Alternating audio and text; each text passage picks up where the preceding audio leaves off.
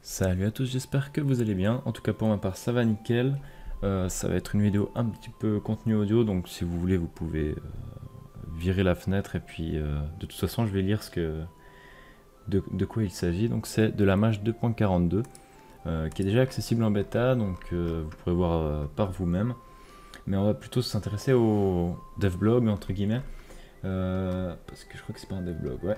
Alors, il y a eu des modifications sur les combats, City Mode qui a été refait, Coliseum on n'en fait pas, il y a l'Ectope, ah oui je faisais un petit peu de Coliseum, on trouve pas mal d'Ectope, alors Ectope je crois que ça a été nerf hein, à voir, ouais, donc intéressant.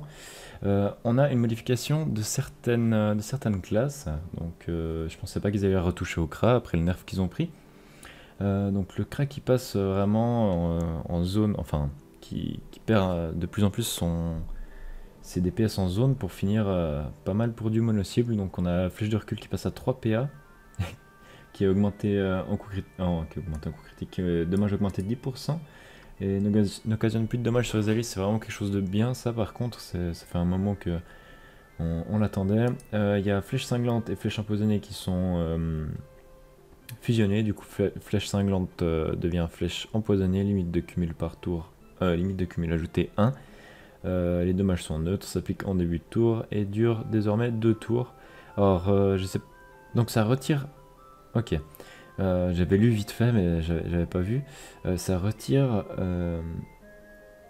Ça retire toujours les PM et en plus ça empoisonne, donc ok. C'est tout bénef. On a le nouveau sort qui est appelé Flèche Cinglante. Ok. Offre de nouvelles possibilités au CRA, de la pousser à un faible coût et de l'érosion. Donc là, on est pas mal. Donc flèche empoisonnée est renommée en flèche cinglante. Le fonctionnement du sort est modifié. Applique désormais 10% d'héros pour 2 tours. Repousse la cible de 2 cases. Lancé en ligne, portée modifiable 2 fois par cible par tour, 4 fois par tour. Donc ça fait que sur une cible, on peut repousser de 4 cases plus de 2 et de 2. Donc ça veut dire que pour 6 plus pour 9 PA, on repousse de 4 plus 4 de 8 cases. Ok, donc qui gagne un peu plus dans le placement pour le CRA. Esprit félin, le désenvoûtement s'applique correctement lorsque le sort est lancé. Ok, le retrait PM ne peut plus être désenvoûté sur l'hélio. La maladresse, une limite de 1 cumul par cible est ajoutée. Ouais, donc c'est un petit nerf. Pareil pour appel du jugement, donc il me semble qu'ils essayent du coup d'éviter plusieurs ennemis, enfin plusieurs RAL PM vraiment de la même classe dans le même combat.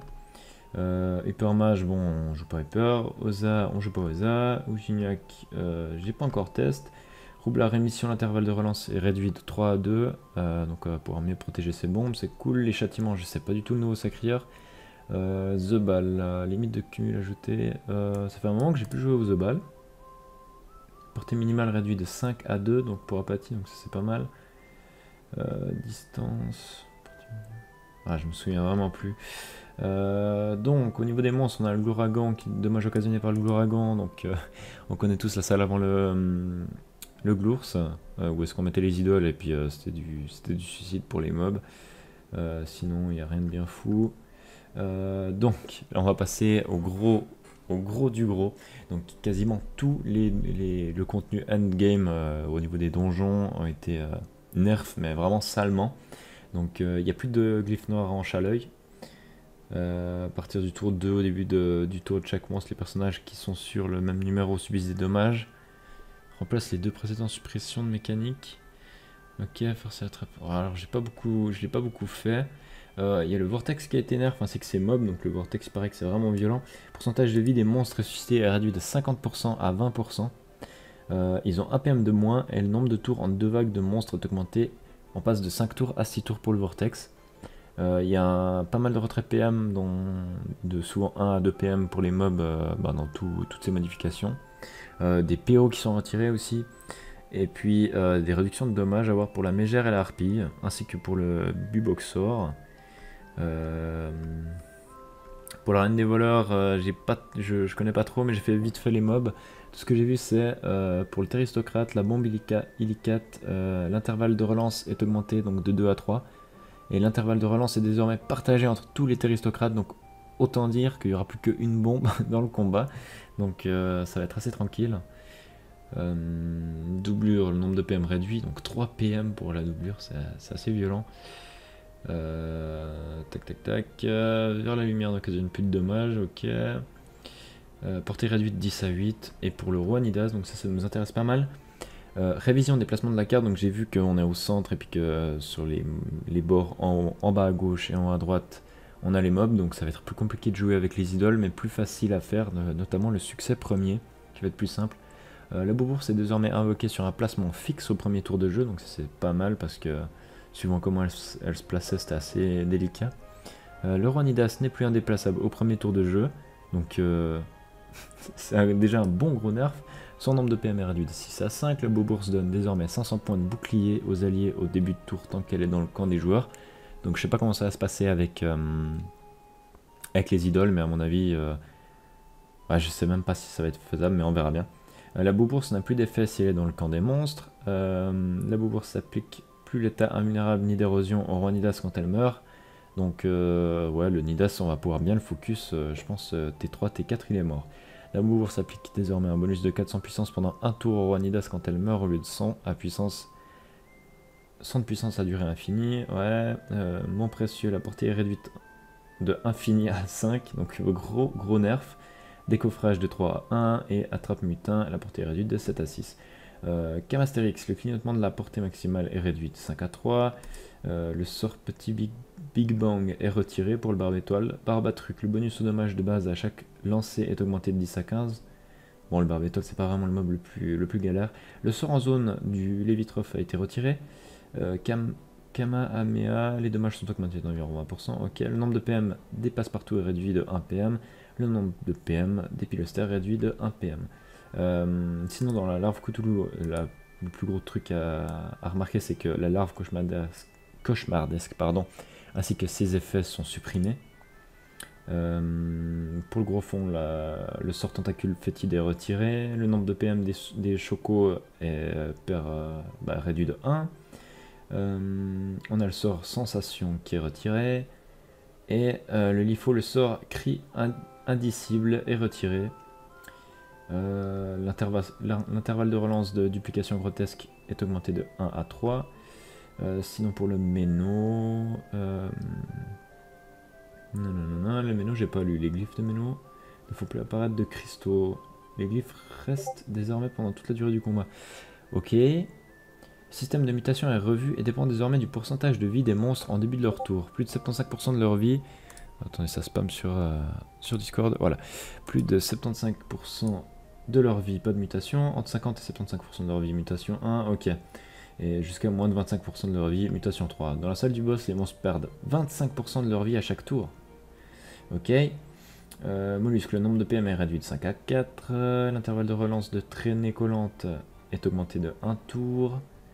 Le crabe est la même chose, augmenté d'un tour. Le nombre de PM du gambaf est réduit de 1.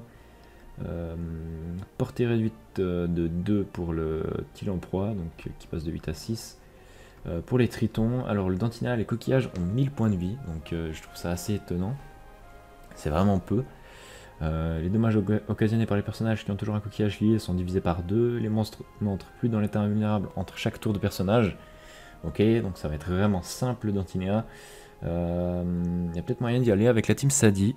On verra.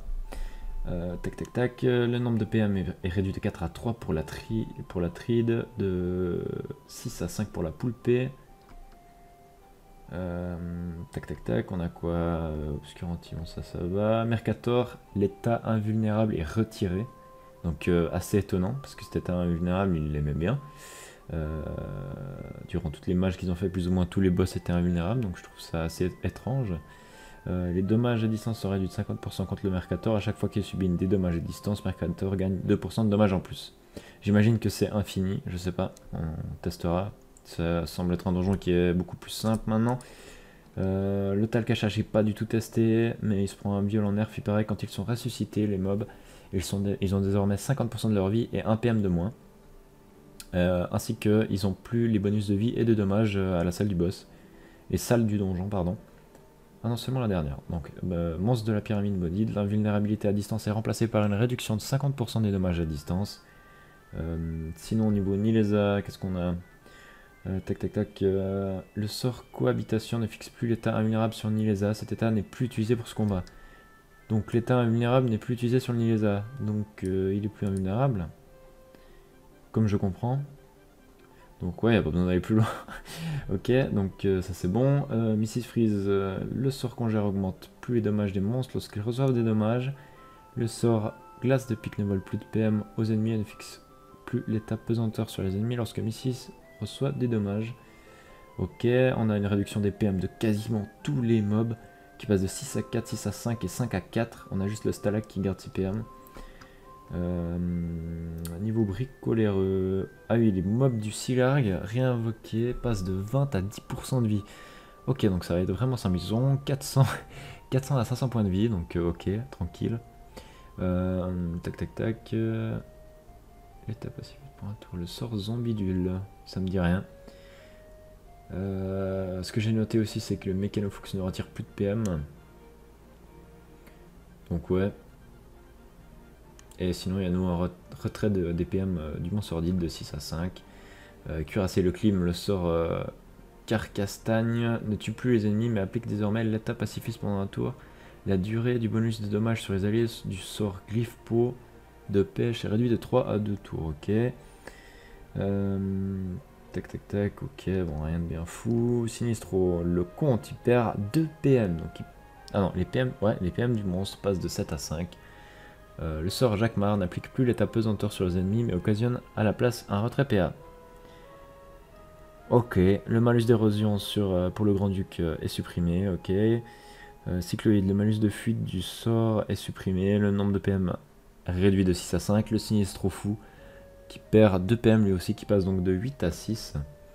Il y a des nouvelles quêtes sur Brakmar, il y a une nouvelle attitude. Le Dofus Emerald, très très utilisé en PvP.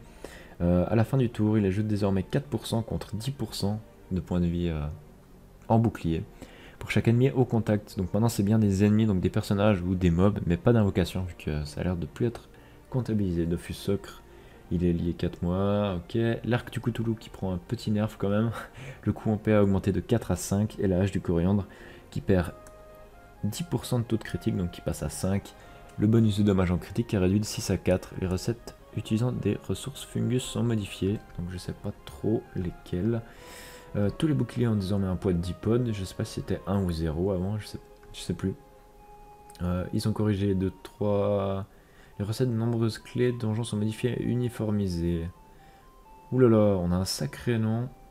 On a pas mal de donjons qui ont été changés là.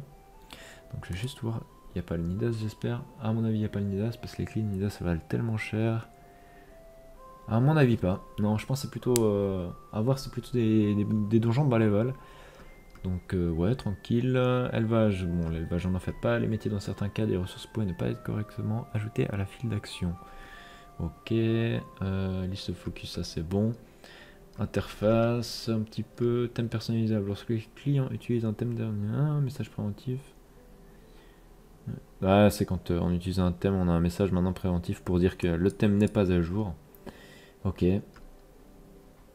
Donc les couleurs du mode tactique peuvent être modifiées. Ah ça c'est cool, c'est sympa. C'est sympa, ça permet de vraiment avoir un petit Dofus à nous.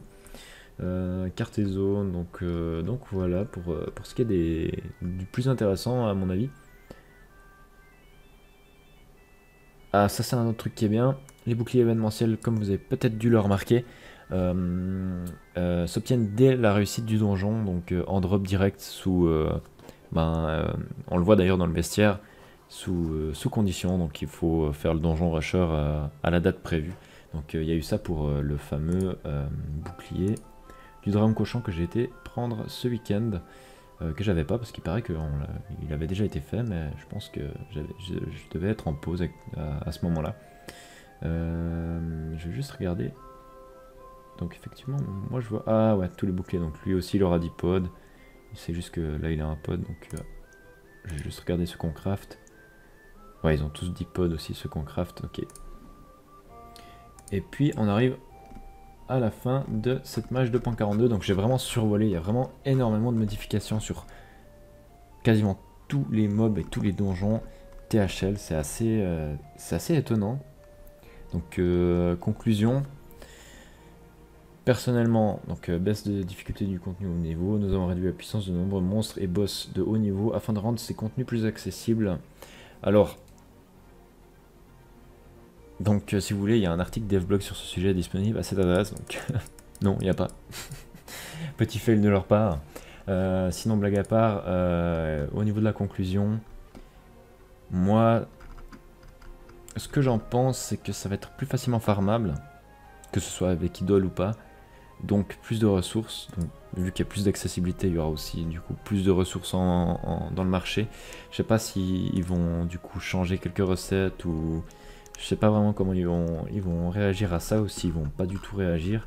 Mais pour moi, ça va vraiment être le déluge de certaines ressources qui sont précieuses actuellement et qui vont vraiment perdre de leur prix. Mais en contrepartie, il y aura plus de personnes qui vont pouvoir aller se taper ces donjons. Donc on va dire que les élitistes vont trouver ça dommage et ceux qui jouent un peu moins, donc tout ce qui est casu, eux ils vont plutôt apprécier cette mage. Moi je la prends, moi ça va, ça me dérange pas plus que ça. Et ça m'arrange pas plus que ça non plus parce que forcément je vais perdre pas mal de valeur par rapport à tout ce qui est Nidas à mon avis, vu qu'elle va être beaucoup plus simple. C'est plus ou moins le seul que j'ai farmé. Après j'ai 2-3 ressources, que ce soit Dantinéa, Meno, etc. Mais effectivement elles vont perdre un peu de leur valeur. Donc si vous voulez un conseil, à mon avis, les ressources de boss qui sont listées sur le forum, que je mettrai d'ailleurs en description, vous pouvez les vendre maintenant, je pense. C'est le plus intéressant à faire. Et puis voilà, donc on en a terminé. J'ai essayé de nouveau de régler le micro, j'espère qu'on entend un peu moins le ventilateur. Et sur ce, je vous dis à la prochaine, ciao ciao.